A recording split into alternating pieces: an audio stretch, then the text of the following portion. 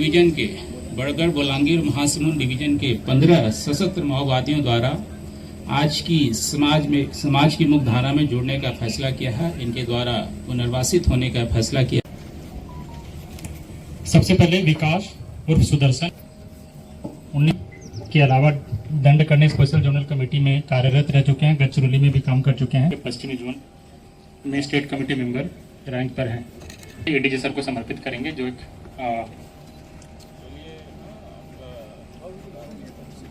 इधर साथ ही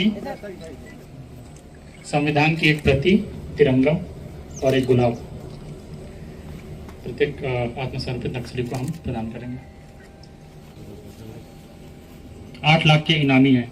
इससे पहले विकास जो थे वो 25 लाख। सैतु बीबीएम क्षेत्र में पिछले 14-15 साल से कार्यरत। संविधान, तिरंगा और गुलाब।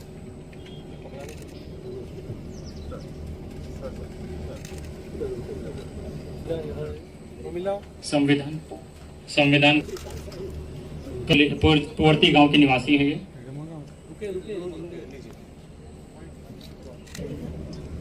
ACM rank 5।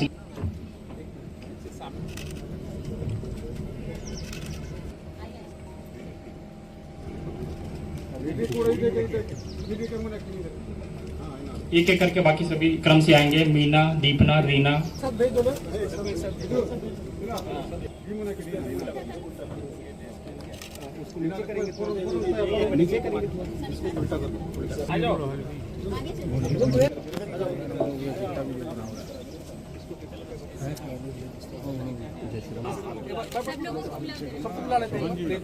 स्टेज पे आके एक की बजाय सब पूरा ग्रुप।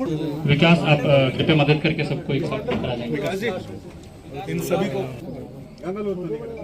छोटे बड़ों को आगे पीछे कैमरा पीछे का हाइट को सामने संविधान के खिलाफ सामने कीजिए फ्रंट चला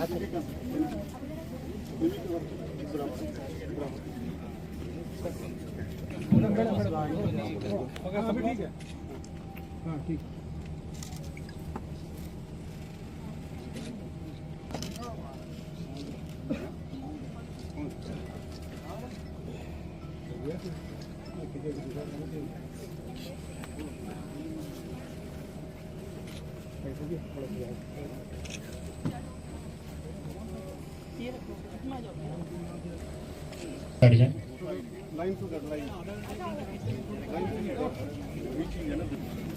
रेंज के IG Shri Himanshu Lal ji, SP Badgarh, SP Bolangir यहाँ पे उपस्थित हैं। साथ में तिरंगा देकर के उनका समाज की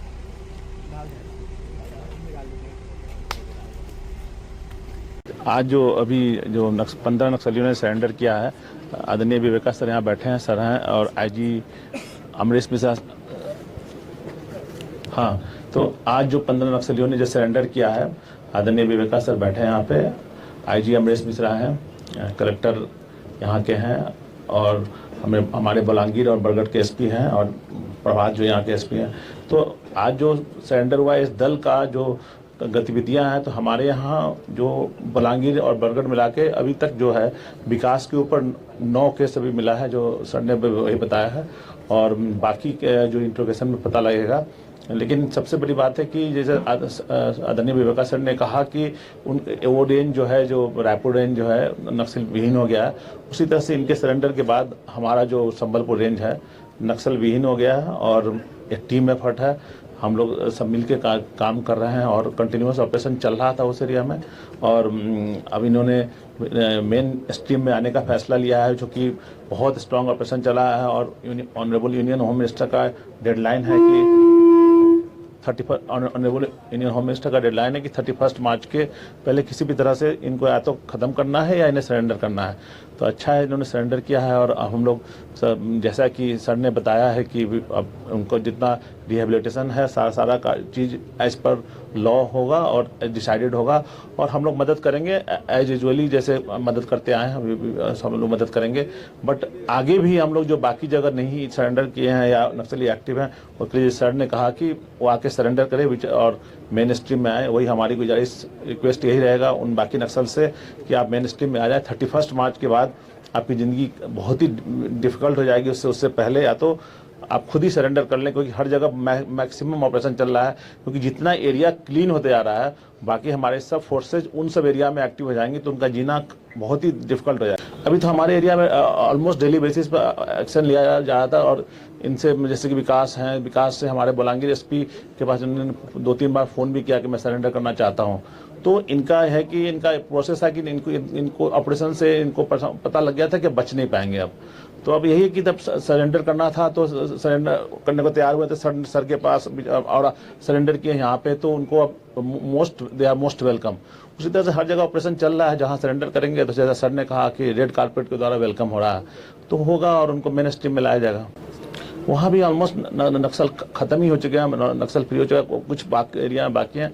और हमारे डीजीपी सर, हमारे ऑनरेबल चीफ मिनिस्टर सबके गाइडेंस में ऑपरेशंस चल रहा है और डेली बेसिस पर नक्सल का तो खत्म हो रहा है, सरेंडर हो रहा है। 31 मार्च डेडलाइन है, उससे पहले हम लोग नक्सलिज्म को खत्म होना पड़ेगा, नहीं तो हम लोग खत्म करेंगे।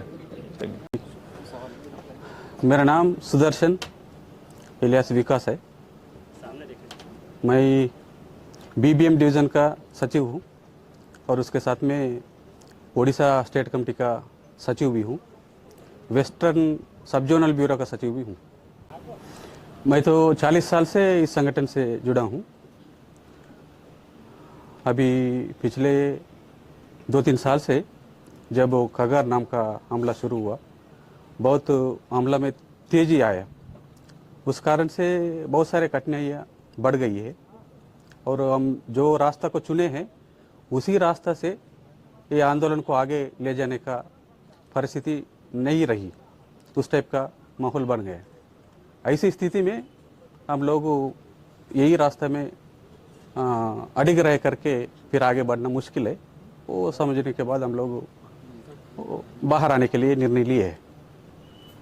हमारा डिवीज़न तो 2 स्टेट का अंतर्गत आता है, बरगढ़, बलिंगेरा और महासमुंद है हमारा डिवीज़न। वो तीनों जगह में कहीं भी कर सकते हैं, ऐसा हम सोच करके आखिर में इधर आने का। मेरा साथ में 14 लोग बस्तर की है, वो सब लोगों का राय लेकर के वो लोग इधर ही करने का इच्छा है। उन लोगों को छोड़कर मैं अकेला तेलंगाना जाने का ठीक नहीं रहेगा करके मैं समझा था। हम समाज को बदलने के लिए, मौलिक परिवर्तन लाने के लिए और दीर्घकालीन जनयुद्ध का जरिए इस देश को नवजनवादी क्रांति को मुक्त करके हम वो विचारधारा से जुड़ करके घर से निकले हैं। मैं तो मरने के लिए कोई डर नहीं है और वो पैसा का लालच से भी मैं बाहर नहीं आया हूँ, लेकिन जिस रास्ता मैं विश्वास करके चुना हूँ, 40 साल तक वो काम किया, अभी उसी रास्ता से आगे बढ़ना मुश्किल है। हम जो चाह रहे हैं वो हासिल नहीं होता है इससे, इसलिए वो समझने के बाद मैं बाहर आकर के वो जनता से जुड़ करके संविधान का दायरे में वो जनता के साथ रह के काम करने के लिए कोई ऐसा चल रहा है। पार्टी में तो मतभेद हर समय रहेगा कई सारे विषयों में, अभी भी इसके लेकर के भी मतभेद है।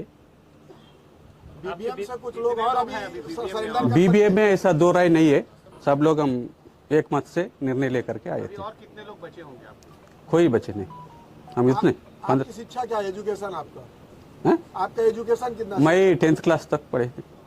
ऐसा हम उम्मीद कर रहे, होम मिनिस्टर भी संदेश में भेजे है, बोले है, वो सब सुनने के बाद विश्वास करके हम आए हैं। कौन कौन सी कमेटी में आपने काम किया और कौन कौन से प्रदेश में आप एक्टिव रहे हैं? शुरू से बोल रहे। मैं पहले तेलंगाना में था, वहाँ 95 से स्पेशल जोनल कमेटी का मेंबर था, एचजेडसी मेंबर बोलते हैं, और 2000 में मेरा ट्रांसफ़र दंडकारण्य में होगा, छत्तीसगढ़ में डीके एचजेडसी का सदस्य के रूप में, और 2-3 साल के बाद वहाँ की सेक्रेटेरिएट मेंबर भी था। दक्षिण सब जोनल ब्यूरो का सचिव का जिम्मेवारी भी निभाया, और 2008 में वो मिलिट्री इंटेलिजेंस MI बोलते हैं, उसका CRC लेवल का, हमारा CRB लेवल का डायरेक्टर का रूप में भी काम किया था 3-4 साल। बाद में 2012 में वहाँ से उड़ीसा के लिए ट्रांसफ़र कर दिया। तब से मैं कोई बड़ी घटना और जिससे पछतावा भी हो कि ये घटना नहीं होना था? वो बड़ी घटनाओं में मैं नहीं था, कमेटी में तो था, लेकिन कुछ घटना में भी शामिल थे क्या? नहीं, मैं उसके बाद में आया था इधर। 2009-10 में हुआ था वो घटना। खत्म हो गई है। नहीं सर, वो गलत प्रचार है। अभी भी जितना लोग आए हैं वो सब विचारधारा से ही प्रेरित होकर के आया है। ऐसा सिर्फ लेवी के लिए, गलत काम के लिए कोई नहीं आया है हमारा पार्टी में। सरकार के एंटी नक्सल ऑपरेशन का कितना डर माओवाद में दिखाई पड़ रहा है? डर तो नहीं है सर। डर मतलब हम घर से जो क्रांति से जुड़ते हैं, घर छोड़कर, तभी हम मरने के लिए तैयार होकर के पार्टी में आते हैं। इसलिए फिर वो डर का मतलब अलग है। आपने आत्मसमर्पण करने के लिए किस तरह से लाइजनिंग की कि अब मुझे मुख्य धारा में जाना है, महासमुंद पुलिस के पास जाना है? क्या सर? सब नहीं पता है।